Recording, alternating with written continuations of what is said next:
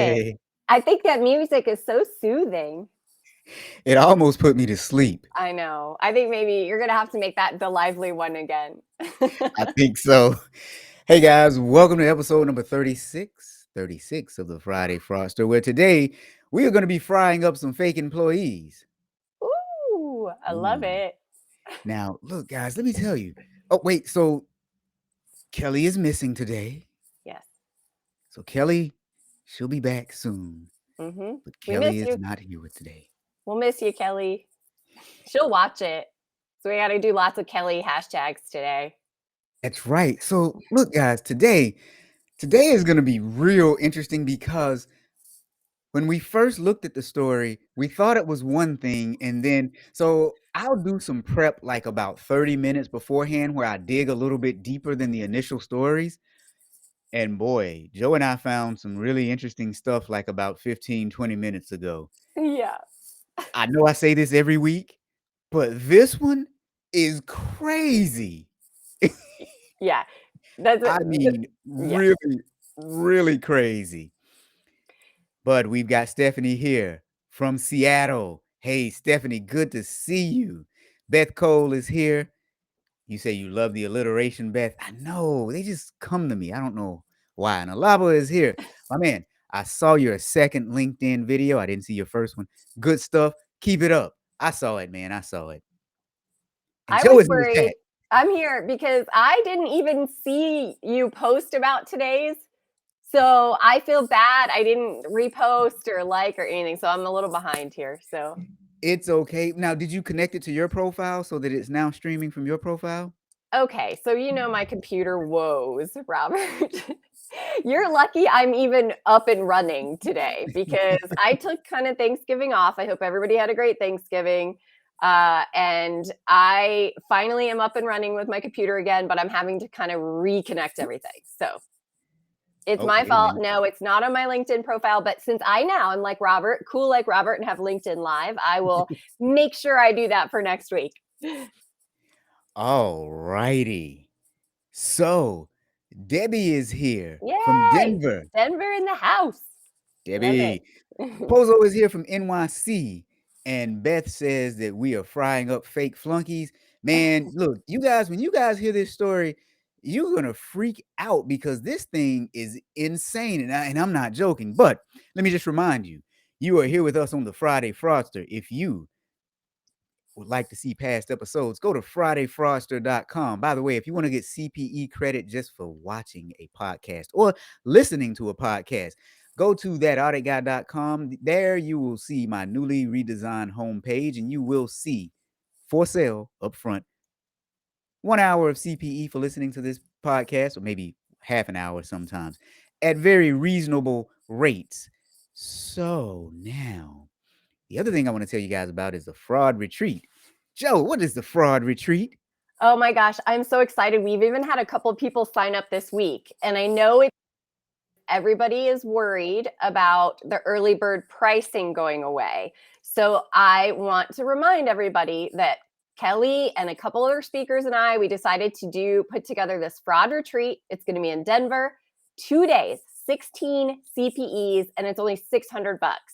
And you get to have fun at the Gaylord Rockies Resort and Convention Center, August 4th and 5th, 2022.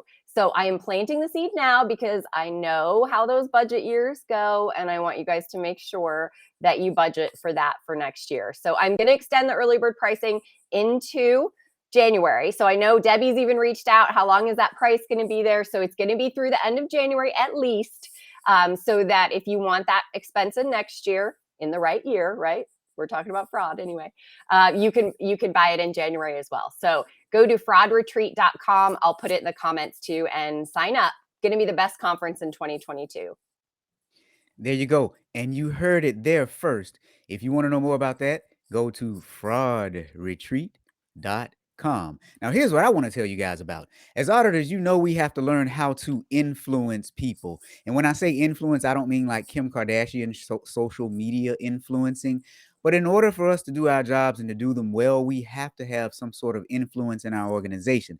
Hence my new 1 hour course, Introductory Introduction to Influencing While Auditing. Now, here's what I will say: it is an on demand course, and right now you can find it for sale on my website, 1 hour, $24.99. It's on sale at 50% off only today for you guys who watch Friday Fraudster. Again, if you go to thatauditguy.com, you will see it on my newly redesigned homepage, and you'll see that it is on sale. So, we also I want to want tell to you about. I Go want to ahead. check Go ahead. out your newly designed homepage. Sorry, I just was like, "Woo!" Oh, See, you you have got to see it. you never sleep, do you, Robert? We're gonna have to have a side conversation about this again. Okay. Anyway, keep going. You're good. Well, I sleep sometimes, I know. I know. every once in a while. You nap. But we also want to tell you guys about the Great Women in Fraud podcast. That is Kelly's podcast.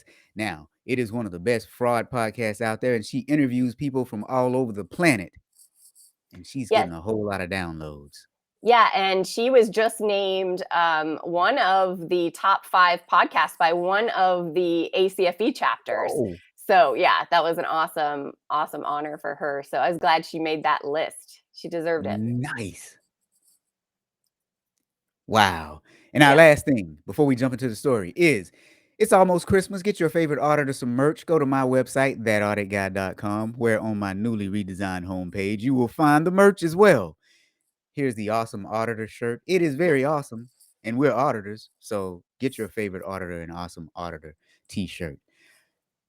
With Whew, that that's a lot. said, Oh, with I that love this. said, oh man. Oh, you know what? So look, here's where we're gonna start on this one. This wow. Again, I know I say this every week, but you guys, I uh, mm, okay, let's just talk about it.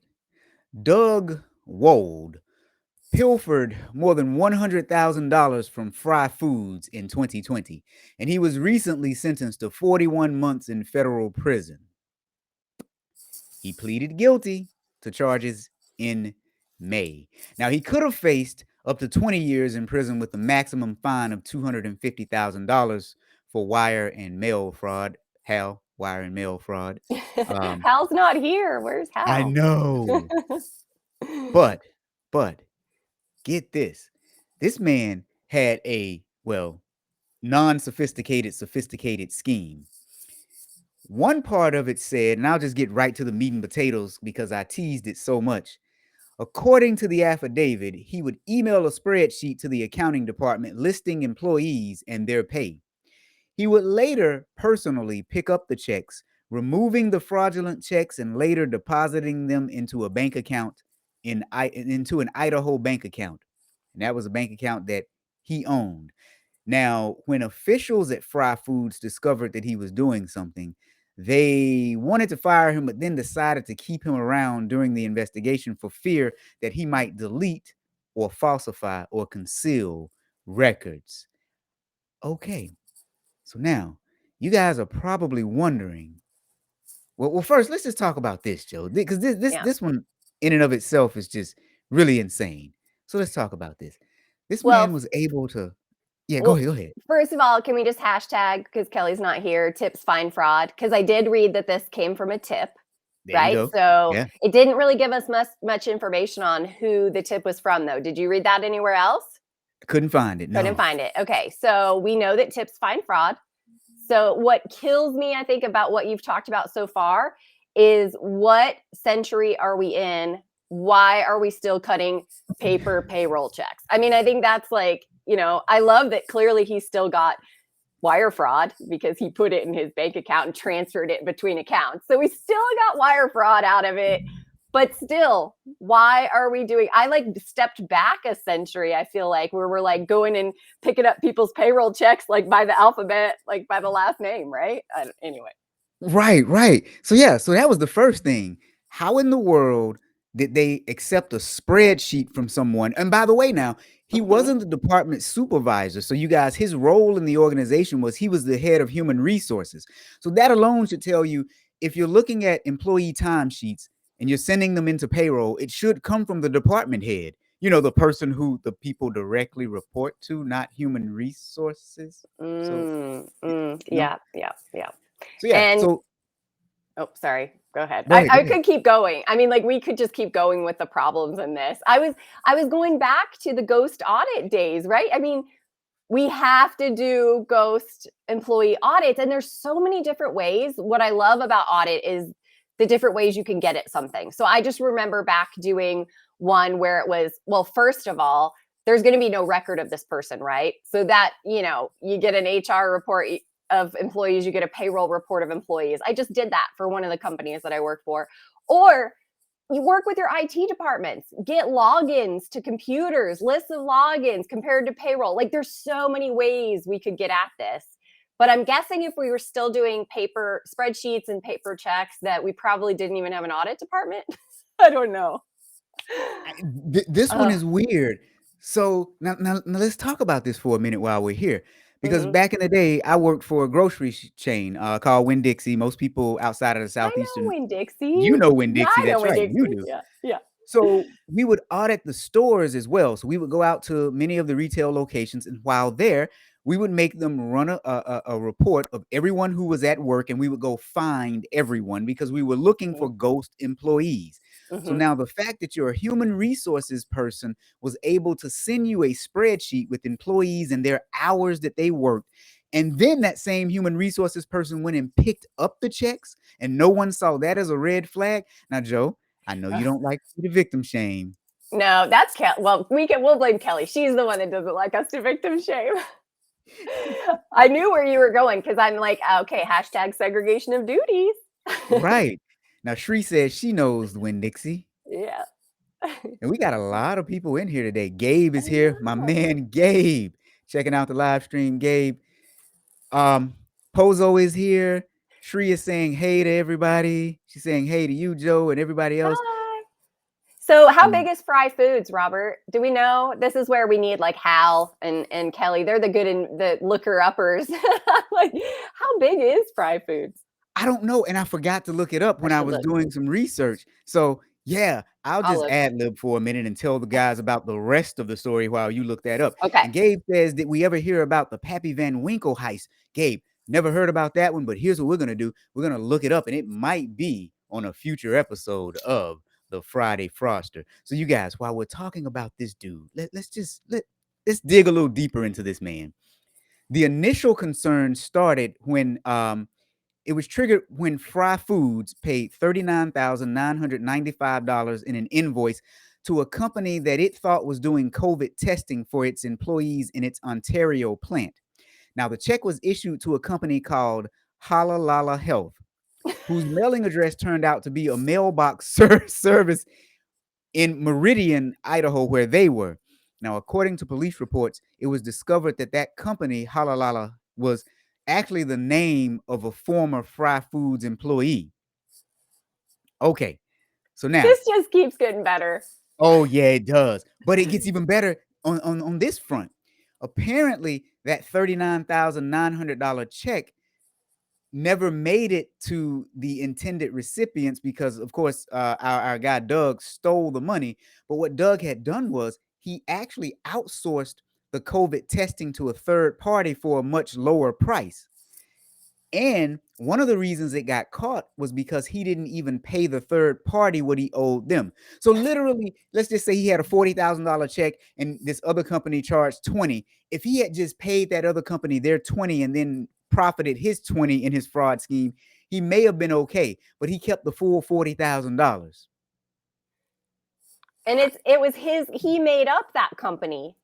Like, Yes. right out of thin air, the The Halalalo Health. halalala. Yeah. Yeah. So we could add this to our list of COVID frauds as well, because he took advantage of this opportunity that we all have. So go figure. Okay, so get this. Fry Foods is actually owned by Kroger, the Kroger company. Yes. So Fry is one of about 25 regional banners owned by the Kroger company, the nation's #1 grocery chain. Wow. So we learn something new every day. Wow. Did Anyway. not know that. Yep. So Okay, this my friends. Go ahead, sorry. Doesn't it get better though, Joe? It does. Totally Okay, does. This guy's a which part do character. you want to go to next? Go well, I don't know, maybe his past history? Yes, there you go. Okay, all right. All right. So this dude had a past history, and it was a fairly lengthy history. I mean, he has literally made a career out of being a criminal. So his first conviction was in 1991 when he was 19 years old. He was convicted of second degree theft. And that was his first, I'm sorry, that was his first felony conviction. But then in 1993, he was convicted in Moscow of resisting police and sentenced to 6 days in jail and convicted of attempting to elude police after receiving probation. All right. Court records show that he was sentenced to a year in state prison for the forgery charge in this one and credited with 262 days already served. Now, more than a decade later, he would still owe more than $4,000 in restitution on that one. Then in 1996, he was in the Boise area, racking up more convictions again for forgery and now grand theft. And he was put on probation yet again. Then he got married in 2001 and had 3 sons. In 2005, he became a licensed real estate appraiser in Idaho, building a successful company as the Boise real estate market began to boom. But then in 2007, oh boy, in 2007, he would set his office on fire, but then the gasoline that he used exploded, burning him badly. Prosecutors then charged him with arson and insurance fraud. He negotiated a plea deal in 2010. He admitted to the arson and getting the and then got the fraud charges dropped. He got a 20-year Crazy. prison sentence suspended, and then he was put in jail for 1 year and then on probation, and then he was ordered to pay 2 insurance companies $134,000. But it's not done yet, guys. We're not finished yet. He was sentenced to jail in 2011 for violating his parole, and his wife filed for divorce 2 months later. The divorce was final the following year, but she died of health issues in 2013. Then he would spend about 4 months at a North Idaho Correctional Institution in Cottonwood, Idaho, for inmates who might, quote unquote, who might, after a period of programming and evaluation, be viable candidates for probation rather than incarceration. So after all this, they still gave him another chance. Then at one point, he faced one judge where he told the judge asked him, well, what's wrong with you? And he told the judge, I don't know. I can't help it. Well, at least that's somewhat honest. I mean, honestly, I feel the saddest thing that you just read out of the whole thing was when you said he had 3 boys. Oh. Yep. Do you have the picture of him that you could show the people Ooh, on, you or know what? no? I do. I just, Hold on. I mean, really, that's what always strikes me about these is, I don't want to say he looks normal, but he He, looks normal. Like, he and looks I very think normal. it is just kind of eye-opening, especially with his history, that we just can't assume normality these days. And we cannot assume that people will not take advantage of being in situations. And that's why we, right, as auditors, have to make sure these situations don't exist. However, I mean, like the whole arson and that, I mean, that just goes off a whole nother deep end. But when I read that he owned his own appraisal company during a housing boom, I immediately kind of put up red flags, because to me, those are like the appraisals and the inspections of homes and stuff. Those are such easy areas or targets for like bribes and kickbacks and, hey, rubbing shoulders with somebody. Like, I know you need your house appraised for X amount. If you go with me, I'll do it, and it just seems like right up his alley reading all this stuff. Absolutely. But, to your point though, this is what he looks like. He looks like a normal guy. I know. Just I know. your It's funny average. because when you read that he had gotten burned, I was like going back to the picture to see if I could. How sad is that? I'm like, wow. It's Yeah, terrible because I did the same thing. Now, yeah. Pozo is saying, what kind of payroll system did they use? Apparently, a spreadsheet from 1985. I don't like. Apparently so. And Shri is asking about the fraud that happened at Joel Osteen's church where they found 600K in the bathroom wall. So look, Oh, I just saw Dan Ramey post about that one this morning. I just saw that one. did you see what I Crazy. said about it though? I was being a little cheeky. I said it was DB Cooper. I did. I didn't see that. Now, That's a crazy one. yeah, they're gonna find out something squirrely with that. Now, Yeah. Pozo says deep fried books, outstanding checks, ghost employees. Ugh. Even when people are doing the wrong thing, they need to do the right things. Large corporations need to check controls at acquired companies, to say the least. Yeah, yeah. Well, and I want to add a plug to that, because I think we do know maybe Fry Foods isn't that big, but they are a part of a bigger organization, at least from what Wikipedia is telling me right now. And, us as auditors or, like Rob and I going into companies as consultants, we cannot forget those subsidiaries. And, I always like to tell auditors when you're going through your audit universe, think about where it could be out of sight, out of mind. Where are they doing their own thing? And that goes for third party vendors too, as well as some of these subsidiaries and sales offices and places in, field offices and other regions. Like those need to be considered higher risk because this decentralization, can leads to exactly what Pozo just put up there. Lack of all those things. So, look, here's the big question though. What what happened to the background check? Yeah. Well, don't get me started on the Googling thing again, Robert. I got in trouble, remember? Because I'm like, why can't we Google employees before we hire them? And then everybody yelled at Joe. So anyway, But but in the background check would have yeah, caught this one. Yeah, absolutely. but in the story, in one of the stories, apparently when the executives got suspicious, that's exactly what they did. They Googled him, and that's when they found out his past. Ooh, so will that come? Well, obviously that didn't come back to bite them because he is sentenced at least to 41 months. I wish I could have been a fly in the wall, not trial, though, in bringing up the background and if they were allowed to, because I certainly would think, there needs to be a consideration of previous issues in some of these, right? Anyway, I mean, I guess 41 months is better than nothing. And considering the dollar amount, I'm sure that came into it. But I mean, when did past discretions, get to add up too? Just Ooh. my two So cents. Gabe asked another question. He says, "So what happens when you have an auditor that is showing fraud and has Mhm, evidence, but is ignored as such with the Harry Makopoulos when he tried to warn the SEC mhm, about Bernie Madoff's Ponzi scheme?" mhm. Yeah, that was a sad one, and I always call that one it was a blind spot. Unfortunately, nobody wanted to believe that something was wrong with Bernie Madoff. He was this leader, this authority figure on Wall Street, and everybody had a blind spot to it. And unfortunately, nobody did listen. That's why he wrote the book. No one would listen. Great title, great book. And here's the other thing too, though. It's not just in that case. I mean, auditors all over the globe have to fight a battle of trying to disclose the Mhm, truth in organizations and being shot down and sometimes shut out, sometimes ridiculed, mocked. I mean, it's a hard job that we mhm. have because we have to maintain high moral and ethical standards even when the organization might be against us. So it's one of those things where you have to love the job and you have to hold on to the truth. And I'm going to add something that I've never said on a podcast until this week. So I was on a new podcast this week.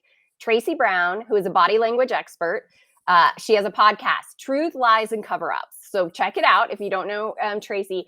But she had me on and we talked about my top 13 frauds of and I put in parentheses, unlucky or lucky audit career. And we talked about 13 frauds that and of the 13, Robert, let's just talk about the fact that 7 were actually found from a tip from an employee or a customer of the organization. I'm proud to say that 6 we caught during our audit procedures because I think that statistic's actually pretty high because really I think it's like 45% employee, 15% internal audit. But, I went through all of these scenarios with her and the one thing I said was auditors are whistleblowers. and they don't think of themselves as whistleblowers, but we are. And, even me compiling this list of 13, I was a whistleblower in 6 of the cases. And so I want you guys to take that. And it is, we talk about all the time how hard whistleblowers have it. It's a hard position to be in. And we take that on as auditors. So I think we should pat ourselves everybody pat themselves on the back, right? Yeah.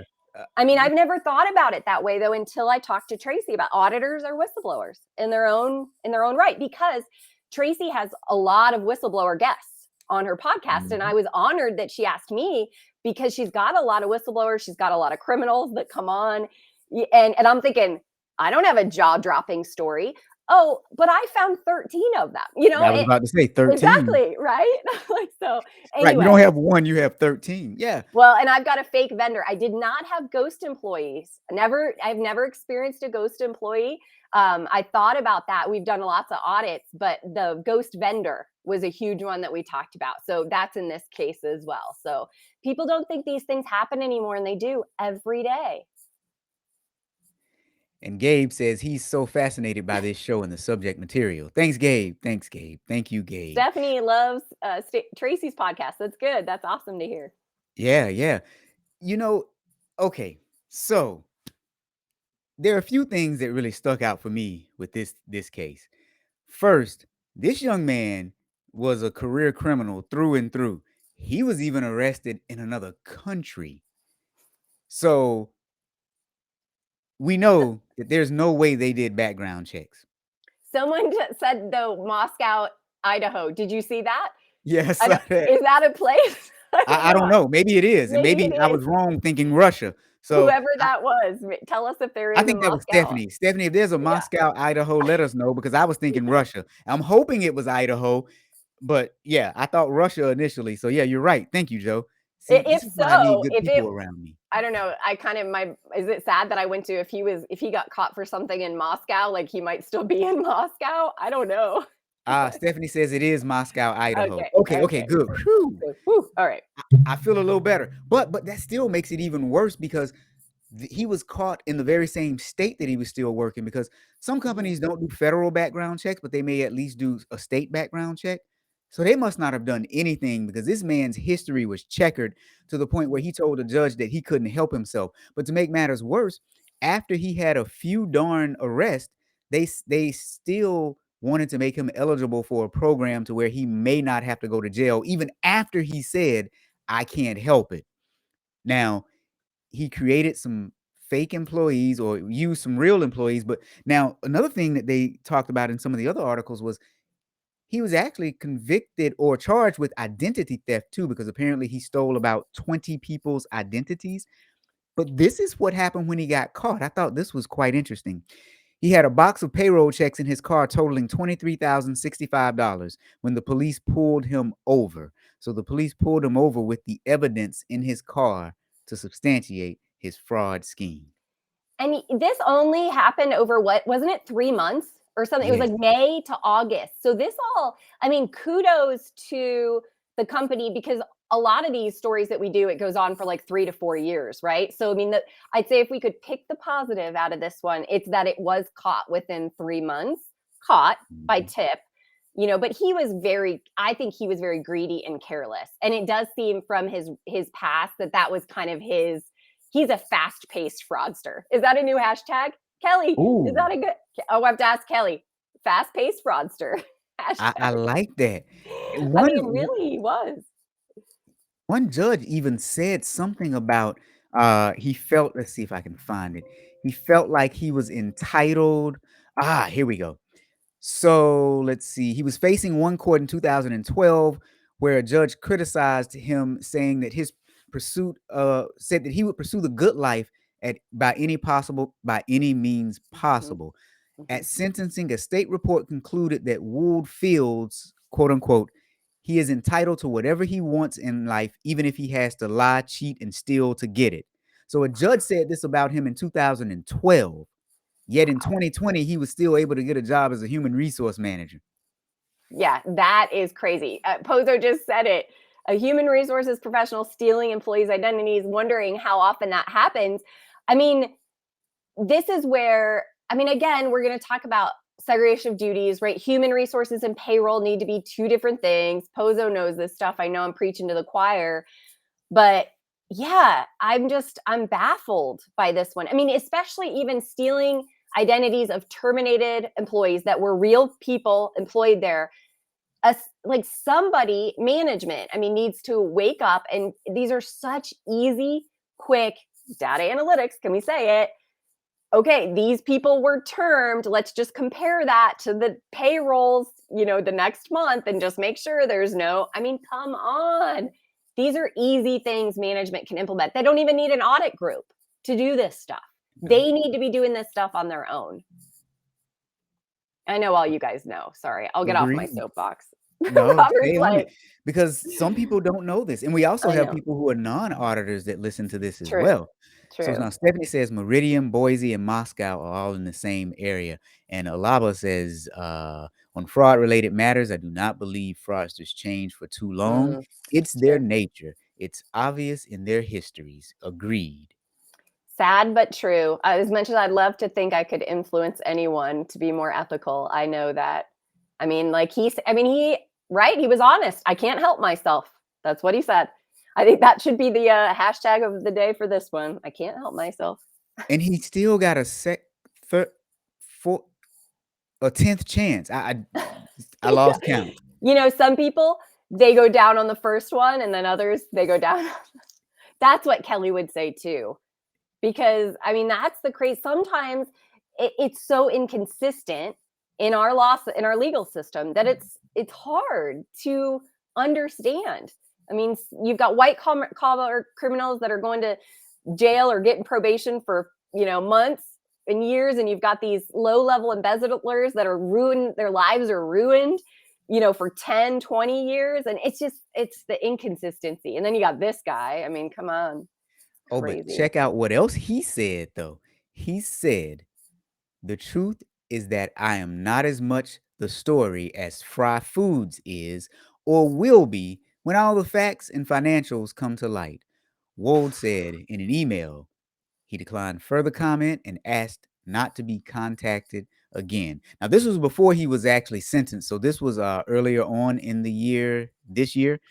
But apparently he's saying that there's more to the story. I'm not sure if that's true because he's been convicted and Well, I bet he's victim shaming too a little bit, because he's saying, "Oh, you put me in charge. You're the one, it's your fault. You didn't, you gave me too much control." And I bet that's what his mind was saying, right?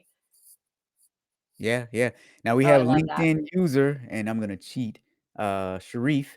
Sharif says organizations should invest more time in closing the opportunity to commit fraud factor. Or yeah, I Absolutely. 100% agree. Yeah, in my book, can I selfishly plug Oh, the heck yeah, book? plug. Becoming the everyday ethicist. Yes, it's about how we all can become more ethical, but I have an entire chapter on how we can do total ethical auditing, and that's about doing a fraud triangle risk assessment. What is the opportunity for it to happen? What are the incentives, the pressures? What's the motivation? What's the rationalization gonna be if it happens? But the point is, we have to start using that before it happens. We've got to look at and assess the risk of the fraud triangle factors, not just at the end when we catch somebody, go, oh, okay, what was the rationalization? What was the opportunity? And then and then close the gap. Because I'm a fraud examiner too. I think Kelly would agree. We tend to kind of do that, the hindsight thing. Hindsight's 2020. Let's close the gap by what happened. But I'm saying let's risk assess by those factors and close the gap before it happens. Ooh, now while we're talking about becoming the everyday ethicist, Joe, you Mm-hmm. also have something. What is it? The 12 good things you should do. Wait a minute. The 12 what is it? I don't know. What are you talking about? The I 12 deadly sins of the the 12. seven deadly I'm sins. sorry, 7. Sorry. 7. Sorry. I'm like 12. You know what? I probably sadly could come up with 12 deadly unethical or ethical sins of organizations, but I I have think you 7, should. and I But yeah, write about them in my book. And yes, and they're It's a new CPE program that I've been doing for IIA chapters. They're loving it. Something different than becoming the everyday ethicist. So yes, the 7 deadly ethical sins of organizations has become my latest program.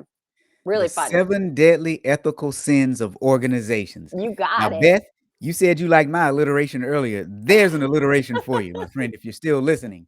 So yeah, Yeah. I think you guys should check that program out. Didn't you do it one time, a part of it on the, Innovative Auditor I Challenge? did. Yep, I did 1 hour of it for the Innovative Auditor Challenge. I usually do it in 2 because there's so much to talk about, so many companies to pick on to give you examples.